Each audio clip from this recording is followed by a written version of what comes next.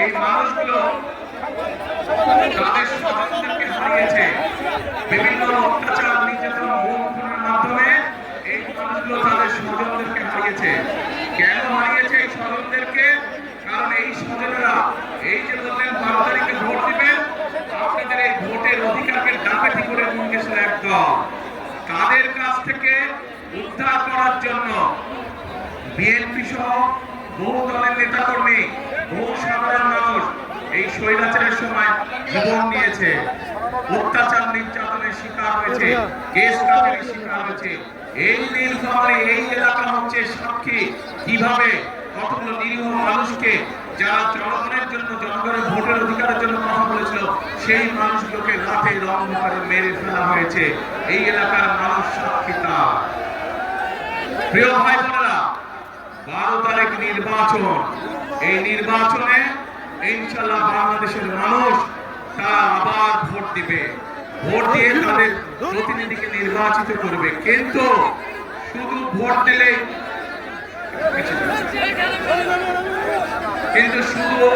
Vote দিলে চলবে না। আমাদেরকে এই নির্বাচনটাকে দেশ গঠনের নির্বাচন হিসেবে চিন্তা করতে হবে। দেশকে আমাদের গড়ে তুলতে হবে। কেন? কারণ এই দেশ যদি আমরা গড়ে তুলতে না পারি, তাহলে আমরা কোথায় যাবো? আমাদের যাওয়ার জায়গা আছে কেন? আমাদের প্রথম ঠিকানা বাংলাদেশ, শেষ ঠিকানা বাংলাদেশ। এই এলাকায় এই এলাকায় আছে, আমরা এই থেকে আরো বড় করতে চাই, আরো তৈরি করতে চাই, যাতে এই এলাকার মানুষের কর্মসংস্থানের ব্যবস্থা হয়। শুধু তাই নয়, আমাদের ছেলেমেয়েদেরকে তাদেরকে আমরা ট্রেনিং দিতে চাই এবং সেই জন্য এই এলাকায় আমরা বিভিন্ন প্রশিক্ষণ কেন্দ্র তৈরি করতে চাই, যেখানে এই এলাকার ছেলেমেয়েরা বিভিন্ন বিষয়ে ট্রেনিং গ্রহণ করবে এবং শ্রমিকের দ্বারা পরিণত হবে, যাতে করে হয় তারা নিজেদের ব্যবসা তৈরি করতে পারে, আমরা বিদেশে চাকরি বাকরি সহজ। এখন প্রিয় ভাই বোনেরা, শুধু তাই নয়, নিশ্চয়ই আপনারা শুনেছেন যে ভারত থেকে নির্বাচন ইনশাআল্লাহ বিএনপি সরকার মানসিক জয়যুক্ত হলে আমরা এই দেশের মা-বোনদেরকে, এই দেশের গৃহিণীদেরকে আমরা অর্থনৈতিকভাবে স্বাবলম্বী করে তুলতে চাই। কিভাবে? আমরা প্রত্যেকটি নারীর কাছে যে ধর্মেরই আপনার সকল ধর্মের, সে যদি বাংলাদেশের একজন মা হয়ে থাকে, সে যদি বাংলাদেশের একজন গৃহিণী হয়ে থাকে, আমরা তার কাছে ফ্যামিলি কার্ড পৌঁছে দিতে চাই। যে ফ্যামিলি কার্ডের মাধ্যমে প্রত্যেকটি খেটে খাওয়া প্রত্যেকটি পরিবারের মা প্রতি মাসে সরকারের পক্ষ থেকে একটি সহযোগিতা পাবে। প্রিয় ভাই বোনেরা, আমরা কৃষকদের জন্য পরিকল্পনা গ্রহণ করেছি। এই এলাকাটা হচ্ছে কৃষি প্রধান একটি এলাকা। এলাকার বহু মানুষ কৃষির সাথে জড়িত, সেই জন্য বহু কৃষক ভাই আছে। এই কৃষকরা যদি ভালো থাকে, বাংলাদেশের মানুষ ভালো থাকবে এবং কৃষকরা যাতে ভালো থাকে, তারা যাতে সহজে কৃষিজাত দ্রব্য, বীজ, সার, কীটনাশক, ওষুধ তার প্রয়োজন মতন পেতে পারে, সেই জন্য আমরা কৃষক ভাইদেরকে কৃষি কার্ড পৌঁছে দিতে চাই, যার মাধ্যমে সে সহজে কৃষি ঋণ পেতে পারবে, যার মাধ্যমে সে সহজেই তার প্রয়োজনীয় কীটনাশক, ওষুধ, বীজ, সার সবকিছু পাবে। শুধু তাই নয় প্রিয় ভাই বোনেরা, আমরা সিদ্ধান্ত গ্রহণ করেছি 12 তারিখে আপনাদের ভোটে ইনশাআল্লাহ আল্লাহর রহমতে বিএনপি সরকার গঠন করলে আমরা বাংলাদেশে নীলফামারীতে অবশ্যই সারা বাংলাদেশে কৃষকদের 10,000 টাকা পর্যন্ত কৃষি লোন সুদ সহ আমরা মৌকুফ করবো ইনশাআল্লাহ। এখন প্রিয় ভাই বোনেরা, আমরা সিদ্ধান্ত গ্রহণ করেছি যে আমরা আমাদের এই সমাজে এক শ্রেণীর মানুষ আছে যাদের অবদান আমাদের জন্ম থেকে মৃত্যু পর্যন্ত।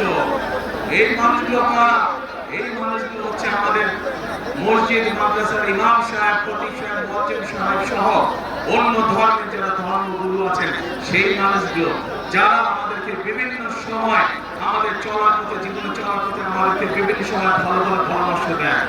এই মানুষগুলো অনেকেই অনেক মানবতর জীবন যাপন করেন।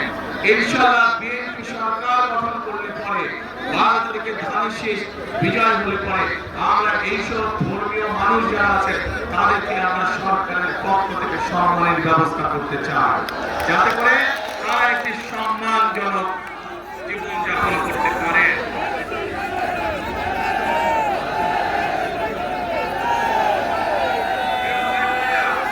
প্রিয় ভাই বোনেরা, এই এলাকার এই সমগ্র নীলফামারী, রংপুর, দিনাজপুর সহ এই পুরা রংপুর বিভাগের মানুষের একটি প্রাণের দাবি আছে। বলুন তো কে সেই প্রাণের দাবি? বলুন তো কে সেই প্রাণের দাবি? তিস্তা ব্যারাজ মহাপরিকল্পনা। আজ এই লক্ষ মানুষের সামনে, আপনাদের সকলের সামনে আমি বলে যেতে চাই যে 12 তারিখের নির্বাচনে ইনশাআল্লাহ বিএনপি সরকার গঠন করলে, আপনাদের বিএনপি সরকার গঠন করলে আগামী বিএনপি সরকারের অন্যতম প্রধান কাজ হবে যত দ্রুত সম্ভব এই তিস্তা ব্যারাজ মহাপরিকল্পনা কাজ শুরু করা, যাতে করে এই এলাকা আবার সবুজ স্বাস্থ্য শ্যামল হয়ে উঠতে পারে। এই এলাকার খাল বিলগুলোতে যাতে পানিতে ভরে যেতে পারে, যাতে মানুষের ব্যবহারের জন্যই হোক আর কৃষি কাজের ব্যবহারের জন্যই হোক এই এলাকার মানুষের জন্য পানির কষ্ট না হয়। সেই জন্য বিএনপি সরকার গঠনের সাথে সাথে যত দ্রুত সম্ভব দ্রুততার সাথে আমরা তিস্তা ব্যারাজ মহাপরিকল্পনা কাজ শুরু করতে চাই। প্রিয় ভাই বোনেরা, নীলফামারীর একটি বহুদিনের মানুষের দাবি, এখানে একটি মেডিকেল কলেজের দাবি। ইনশাআল্লাহ পর্যায়ক্রমিকভাবে এইটিও আমরা বাস্তবায়ন করবো, মেডিকেল কলেজের কাজ। একই সাথে পাশে যে কিশোরগঞ্জ জেলা আছে, সৈয়দপুর জেলা আছে, এটি একটি শিল্প অঞ্চল। এই শিল্প অঞ্চলকে নীলফামারী বলুন, কিশোরগঞ্জ বলুন, সৈয়দপুর বলুন, এই সবগুলো এলাকাকে আমরা শিল্প অঞ্চল হিসেবে গড়ে তুলতে চাই। সেখানে রেল কারখানা সহ আরো যেগুলো ভারী শিল্প গঠন করা সম্ভব হয় আমরা সেই শিল্পগুলো গঠন করতে চাই। কারণ এই এলাকার মানুষ কৃষি নির্ভর, কিন্তু শুধু কৃষি নির্ভর রাখতে চায় না। এই এলাকার মানুষের সাথে কর্মসংস্থানের সমস্যা না হয়, সহজে যাতে কর্মসংস্থানের ব্যবস্থা করা যায়, সেই জন্য আমরা এই এলাকাকে আমরা শিল্প অঞ্চল হিসেবেও গড়ে তুলতে চাই। আগামী দিনে যাতে কেউ বলতে না পারে এই নীলফামারী অঞ্চল বলেন, কিশোরগঞ্জ জেলা বলেন, অথবা সৈয়দপুর বলেন, দিনাজপুর বলেন, অবহেলিত এলাকা, এই দুর্নাম আমরা ঘুচাতে চাই। এই এলাকায় স্কুল, কলেজ, রাস্তাঘাট তৈরি করতে চাই, যাতে মানুষের চলাফেরার জন্য সুবিধা হয়। মেডিকেল কলেজ তৈরি করতে চাই। আমরা সৈয়দপুর এয়ারপোর্ট আছে, এই এয়ারপোর্টটাকে ধীরে ধীরে আন্তর্জাতিক এয়ারপোর্টে রূপান্তরিত করতে চাই, যাতে করে এই যে এখানে যে চাইনিজদের যে হাসপাতাল তৈরি হচ্ছে, এই হাসপাতালে দেশের থেকে বিভিন্ন জায়গা থেকে বিদেশ থেকে রোগী আসবে, যাতে মানুষ সহজে ব্যবসা বাণিজ্য চিকিৎসার জন্য এখানে আসতে পারে। সেই জন্য সৈয়দপুর এয়ারপোর্টকে ইনশাআল্লাহ আমরা ধীরে ধীরে আন্তর্জাতিক এয়ারপোর্টে রূপান্তরিত করব। এখন প্রিয় ভাই বোনেরা, আমরা খেয়াল করছি যে এই এলাকার মানুষ যাতে সহজে ভোট দিতে না পারে, একটি দলকে আমরা খেয়াল করছি আমাদের সমাজের বিভিন্ন মানুষকে কিন্তু ভয় দেখাচ্ছে। পেয়েছে যে খবর, আপনারা বিভ্রান্ত করার চেষ্টা করছে, তারা ভয় দেখানোর চেষ্টা করছে। আজকে আমি জাতীয় মধ্যে পরিষ্কার ভাবে বলে দিতে চাই, বাংলাদেশের কোন ভোটারকে যারা ভয় দেখাবে, যারা তাদেরকে বিভ্রান্ত করার চেষ্টা করবে, ইনশাআল্লাহ কারোর সাথে যদি অন্যায় হয়ে থাকে আমরা সেই ব্যবস্থা গ্রহণ করব, অন্যায়কারীর বিরুদ্ধে আইনগত ব্যবস্থা গ্রহণ করব। কাজেই প্রিয় ভাই বোনেরা, ৭১ সালে যখন আমরা দেশ স্বাধীন করেছিলাম যুদ্ধ করে, তখন আমরা দেখিনি কে মুসলমান, কে হিন্দু, কে বৌদ্ধ, কে খ্রিস্টান। আমরা কোন ধর্ম দেখিনি, আমরা দেশ স্বাধীন করার জন্য যুদ্ধে ঝাঁপিয়ে পড়েছিলাম। ঠিক একইভাবে ২০২৪ সালে ছাত্র জনতার গণ-অভ্যুত্থানের সময় আমরা দেখিনি কে মুসলমান, কে হিন্দু, কে বৌদ্ধ, কে খ্রিস্টান। আমরা দল, মত, ধর্ম, বর্ণ নির্বিশেষে আমরা রাজপথে দেশের স্বাধীনতাকে আমরা রক্ষা করেছিলাম 2024 সালে। একইভাবে আজকে এখানে দাঁড়িয়ে আপনাদের লাখো মানুষের সামনে দাঁড়িয়ে পরিষ্কারভাবে বলতে চাই, আগামী দিনের রাজনীতি হবে দেশ পুনর্গঠনের রাজনীতি, আগামী দিনের রাজনীতি হবে রাষ্ট্র গঠনের রাজনীতি। আমরা মুসলমান হই, আমরা হিন্দু হই, আমরা বৌদ্ধ হই, আমরা খ্রিস্টান হই, আমরা সকলকে সাথে নিয়ে আমাদের দেশ গঠন করতে চাই। আমরা সকলকে সাথে নিয়ে সামনে এগিয়ে যেতে চাই। আগামী দিনে একটি মানুষকে আমরা বিবেচনা করব তার মেধা এবং তার যোগ্যতা দিয়ে, তার বর্ণ দিয়ে নয়, তার ধর্ম দিয়ে নয়, বা অন্য কিছু দিয়ে নয়। আমরা তাকে বিচার করতে চাই তার মেধা এবং যোগ্যতা দিয়ে। কারণ প্রিয় ভাই বোনেরা, বহু বছর ধরে আমরা আন্দোলন করেছি জনগণের অধিকার প্রতিষ্ঠিত করার জন্য। আজ সেই অধিকার ধীরে ধীরে প্রতিষ্ঠিত হতে চলেছে। এখন আমাদের মূল কাজ হলো দেশকে আমাদের পুনর্গঠন করতে হবে। আমাদের লক্ষ কোটি তরুণ যারা আছে তাদের কর্মসংস্থানের ব্যবস্থা করতে হবে। আমাদের কোটি কোটি শিশু যারা আছে তাদের শিক্ষার ব্যবস্থা করতে হবে। বাংলাদেশের সাধারণ খেটে খাওয়া মানুষ তাদের জন্য ন্যূনতম চিকিৎসার ব্যবস্থা করতে হবে। বাংলাদেশের কোটি কোটি মানুষ তারা যাতে নিরাপদে রাস্তাঘাটে চলতে পারে, মা বোনেরা যাতে নির্বিঘ্নে রাস্তায় চলাফেরা করতে পারে, যে কোনো সাধারণ মানুষ নির্বিঘ্নে যাতে ব্যবসা বাণিজ্য নিরাপদে করতে পারে, সেই পরিবেশ আমাদেরকে তৈরি করতে হবে। কিন্তু প্রিয় ভাই বোনেরা, এই পরিবেশ যদি আমাদেরকে তৈরি করতে হয়, তাহলে এই দেশের যে মালিক, কারা মালিক? এই দেশের মালিক কারা? জনগণ, অর্থাৎ আপনারা। আপনাদের সহযোগিতা ছাড়া, আপনাদের দোয়া ছাড়া, আপনাদের সমর্থন ছাড়া আমরা এই কাজগুলো করতে পারবো না।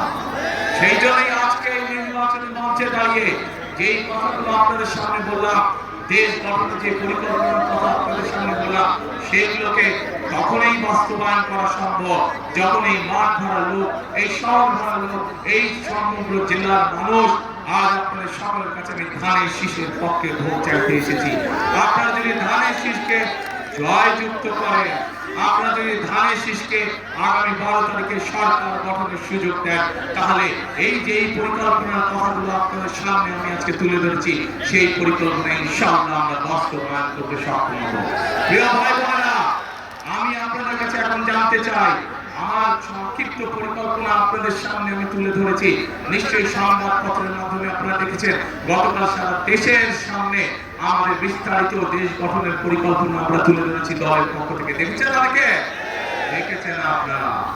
আজকে এই যে এই মঞ্চে দাঁড়িয়ে সংক্ষেপে আপনাদের সামনে যে পরিকল্পনার কথা তুলে ধরলাম, এটি হচ্ছে আমার পরিকল্পনা, এটি হচ্ছে আমার দলের পরিকল্পনা, এটি হচ্ছে বিএনপির পরিকল্পনা। প্রিয় ভাই বোনেরা, এখন আমি আপনাদের কাছে জানতে চাই, আমার পরিকল্পনা আপনাদেরকে তুলে ধরলাম, আপনাদের পরিকল্পনাটা কি? আপনাদের পরিকল্পনা কি? শেষ। ওই যে দূরে ভাই বোনেরা, আপনাদের পরিকল্পনা কি? শেষ। ওই যে সামনে দিকে পেছনে আপনাদের পরিকল্পনা কি? এইদিকে মা বোনেরা সব বাইরে আছে, পরিকল্পনা কি? শেষ ইনশাআল্লাহ। প্রিয় ভাই বোনেরা, নিশ্চয়ই অনেকের মনে আছে যে এর আগে যখন আমি দেশে ছিলাম, বিদেশ চলে যেতে যখন বাধ্য হয়েছিলাম, সেই সময় শীতের সময় আমি এসেছি। শীতের সময় দুস্থ মানুষের মধ্যে আমি, দুস্থ অসহায় নারীদের মধ্যে আমি কম্বল, গরম কাপড় বিতরণ করেছিলাম। তারপরে বহু বছর আসার সুযোগ পাই, আজকে আল্লাহর রহমতে আলহামদুলিল্লাহ বহু বছর পরে আবার নীলফামারীর মাটিতে আপনাদের সামনে উপস্থিত হতে পেরেছি। আজ আপনাদের সামনে উপস্থিত হয়েছি দেশ গঠনের পরিকল্পনা নিয়ে। আজ আপনাদের সামনে উপস্থিত হয়েছি দেশ গঠনের শপথ নিয়ে।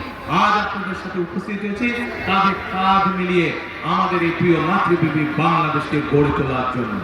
প্রিয় ভাই বোনেরা, আজকে আমাদেরকে সতর্ক থাকতে হবে। সতর্ক এই জন্য থাকতে হবে, গত 1 যুগেরও বেশি সময় ধরে যেভাবে বাংলাদেশের মানুষের কথা বলার অধিকারকে কেড়ে নেওয়া হয়েছিল, বাংলাদেশের মানুষের ভোটের অধিকারকে যারা কেড়ে নিয়েছিল, তারা তো দেশ থেকে ছেড়ে পালিয়ে গিয়েছে। কিন্তু তাদেরই এক সহযাত্রী, তারা দেশে রয়ে গিয়েছে। বিভিন্ন সময় তারা দেশ স্বাধীনের পর থেকে, দেশ স্বাধীনের আগে থেকে বিভিন্ন সময় তারা বিভিন্ন রূপ ধারণ করেছে। এই রূপ ধারণকারী, বহু রূপ ধারণকারী তারা আজকে বিভিন্ন জায়গায় বিভিন্ন ষড়যন্ত্রে লিপ্ত হয়েছে, কারণ তারা বুঝে গিয়েছে সারা বাংলাদেশের মানুষ ধানের শীষের পক্ষে রায় দেওয়ার সিদ্ধান্ত নিয়েছে। সেই জন্যই তারা বিভিন্ন ষড়যন্ত্রে লিপ্ত হয়েছে। পত্রিকার পাতায়, বিভিন্ন সংবাদ মাধ্যমে আমরা দেখেছি তারা মা বোনদেরকে কি বিভ্রান্ত করছে, তাদের এনআই কার্ড নাম্বার নিচ্ছে, তাদের বিকাশ নাম্বার নিচ্ছে, ভিন্ন ধর্মের মানুষ যারা আছেন তাদেরকে গিয়ে বিভিন্নভাবে হুমকি ধমকি দিচ্ছে। পরিষ্কারভাবে বলে দিতে চাই, একটু আগে যেভাবে বলেছি 71 সালে আমরা সকল ভাই বোন, সকল ধর্মের ভাই বোনরা ঐক্যবদ্ধ থেকে দেশকে স্বাধীন করেছি। 2024 সালে গণ অভ্যুত্থানে আমরা সকল ধর্মের ভাই বোনেরা ঐক্যবদ্ধ থেকে স্বাধীনতাকে রক্ষা করেছি। ইনশাআল্লাহ আমরা সকল ধর্মের ভাই বোনেরা ঐক্যবদ্ধভাবে এই 12 তারিখের নির্বাচনে যারা ষড়যন্ত্র করবে তাদেরকে আমরা দাঁত ভাঙা জবাব দেব ইনশাআল্লাহ। প্রিয় ভাই বোনেরা, সামনে লক্ষ্য, সামনে উদ্দেশ্য একটাই। আজ এখানে দাঁড়িয়ে হয়তো আপনাদের সামনে আমি রাজনৈতিক প্রতিপক্ষ সম্পর্কে অনেক কথা বলতে পারতাম, কিন্তু ওইসব কথা বললে কি জনগণের কোনো উপকার হতো? মানুষের উপকার। মানুষ জানতে চায় যে কোন রাজনৈতিক দল তাদের জন্য কি করবে, দেশ গঠনে কি কাজ করবে, মানুষের জীবন যাত্রা পরিবর্তনের জন্য কি কাজ করবে, মানুষ এটাই জানতে চায়। আজ একমাত্র বিএনপি একমাত্র দল যারা পরিষ্কারভাবে দেশের মানুষের সামনে তুলে ধরতে সক্ষম হয়েছে যে বিএনপি মা বোনদের জন্য, নারীদের জন্য কি করবে, বিএনপি কৃষকদের জন্য কি করবে, বিএনপি তরুণ যুবকদের জন্য কি করবে, তরুণদের জন্য কি করবে, বিএনপি আগামী দিনের ভবিষ্যৎ শিশুদের শিক্ষা ব্যবস্থা কি করবে, বিএনপি এই দেশের মানুষের স্বাস্থ্য ব্যবস্থা সম্পর্কে কি করবে, সকল পরিকল্পনা বিএনপি জাতির সামনে উপস্থাপন করেছে। প্রিয় ভাই বোনেরা, আজ কাজ একটাই, আমাদেরকে দেশ গঠনের কাজে মনোনিবেশ করতে হবে, আমাদেরকে দেশ গঠনের কাজে শপথ গ্রহণ করতে হবে। আজকের এই জনসভা আমাদের দেশ গঠনের শপথ হোক, আজকের এই জনসভা আমাদের আগামী দিনে দেশ গঠনের প্রতিজ্ঞা হোক। আছেন নাকি আপনারা আমার সাথে? দেশ গঠনে কারা কারা আছেন আমার সাথে? হাত তুলেন দেখি। আগামী দিনে দেশ গঠনে কারা কারা আছেন? আলহামদুলিল্লাহ, আলহামদুলিল্লাহ, আলহামদুলিল্লাহ। প্রিয় ভাই বোনেরা, আসুন বিশ্ববিদ্যালয় সময় যেই কথাগুলো বলেছে ইনশাআল্লাহ পর্যায়ক্রমিকভাবে আমরা বাস্তবায়ন করব।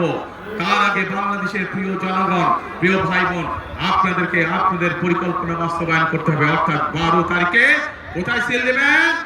ধানের শীষে সিল দিবেন। ধানের শীষে সিল দেওয়ার মাধ্যমে এই দেশের উন্নয়নের অগ্রযাত্রাকে আমরা সকলের সামনে দিকে নিয়ে যাব ইনশাআল্লাহ।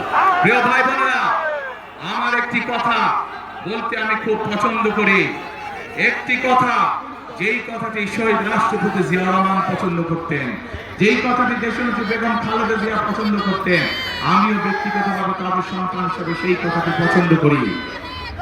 কি সেই কথাটি? করব কাজ, কি ভাই? করব কাজ, করব দেশ সবার আগে। হলো না, হলো না, হলো না, আরো জোরে হতে হবে। করব কাজ সবার আগে, বাংলাদেশ। প্রিয় ভাই বোনেরা, আসুন 12 তারিখে আমরা এই দেশ গঠনের কাজ দেই, এবং এই দেশ গঠনের জন্য যাদের হাতে আমরা ঝান্ডা তুলে দিয়েছি সেই মানুষগুলো আজ আমার দুই পাশে দাঁড়িয়েছে। আপনারা চিনেন তাদেরকে? এই মানুষগুলোকে আপনারা 12 তারিখ পর্যন্ত দেখে রাখবেন। 12 তারিখের পরে এই মানুষগুলোর দায়িত্ব হবে আপনাদের সাথে থাকা, এলাকার উন্নয়ন করা, আপনাদের উন্নয়ন করা, আপনাদের বিপদে আপদে পাশে থাকা। 12 তারিখে এদেরকে জয়যুক্ত করে আনবেন ইনশাআল্লাহ, এবং 12 তারিখ থেকে পরবর্তী 5 বছর পর্যন্ত এরা প্রত্যেকটা মানুষ সার্বক্ষণিক জনগণের সেবার কাজে রত থাকবে ইনশাআল্লাহ। আজ এখানে আমাদের সাথে 3 জন ধানের শীষ আছে, এবং আমাদের এক ভাই খেজুর গাছ এখানে আছেন, উনিও আন্দোলন সংগ্রামে আমাদের সাথে ছিলেন। কাজেই আমাদের দায়িত্ব হচ্ছে, একটু আগে যেমন বলেছি, দল মত ধর্ম বর্ণ নির্বিশেষে আমরা একসাথে দেশ গড়ব। ঠিক একইভাবে ধানের শীষের পাশাপাশি আমাদের খেজুর গাছের যে প্রার্থী আছে তাকেও আপনারা দেখে রাখবেন। এই মানুষটিকে সাথে নিয়েও আমরা ইনশাআল্লাহ দেশ গঠনের কাজে হাত দেব। প্রিয় ভাই বোনেরা, আরেকটি কাজ করতে চাই, যখন তিস্তা প্রকল্পের কাজ শুরু করব ইনশাআল্লাহ তখন এসে বিভিন্ন খাল খননের কাজ আমি শুরু করতে চাই আপনাদের সাথে নিয়ে। কে কে আছেন আমার সাথে খাল খননে যাবেন? সেদিন কিন্তু আমি চাই আপনাদেরকে খাল খননে আমার পাশে থাকবেন তো ইনশাআল্লাহ। আসুন আমরা আল্লাহর কাছে দোয়া করি যাতে আল্লাহ আমাদেরকে যে সকল পরিকল্পনা আমরা এলাকার জন্য, দেশের জন্য, মানুষের জন্য গ্রহণ করছি সেই সকল পরিকল্পনা যাতে আল্লাহ তাআলা আমাদেরকে বাস্তবায়ন করার সুযোগ দেন। আল্লাহ হাফেজ।